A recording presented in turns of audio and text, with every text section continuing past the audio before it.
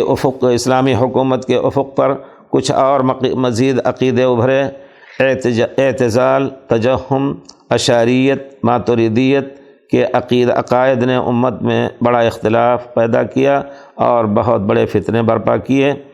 نیز علم یقینی اور ظنی، عرض و جوہر، حسن و قبح کی خود ساختہ اصطلاحات سے لوگوں کے عقائد میں غلط چیزیں در آئیں۔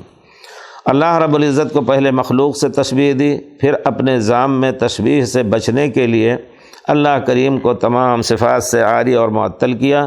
بعض فرقوں نے چند صفات کا اقرار و اثبات کیا۔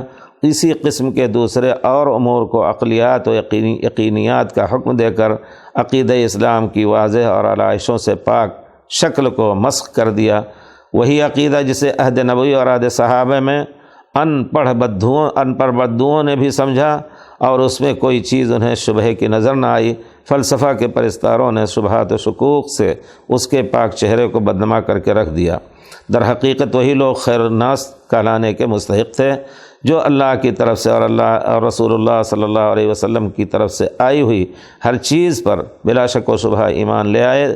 بعد کے لوگوں نے علم توحید کا نام علم کلام رکھا، شاید اسی وجہ سے کہ اس باب میں مختلف فرقوں کی طرف سے بہت قسم کی باتیں نکلیں، مناظرے، مذاکرات ہوئے، جبکہ عہد صحابہ میں اس میں سمعنا و اطعنا کے علاوہ اور کچھ نہ تھا، کوئی کلام نہ کوئی اختلاف تھا۔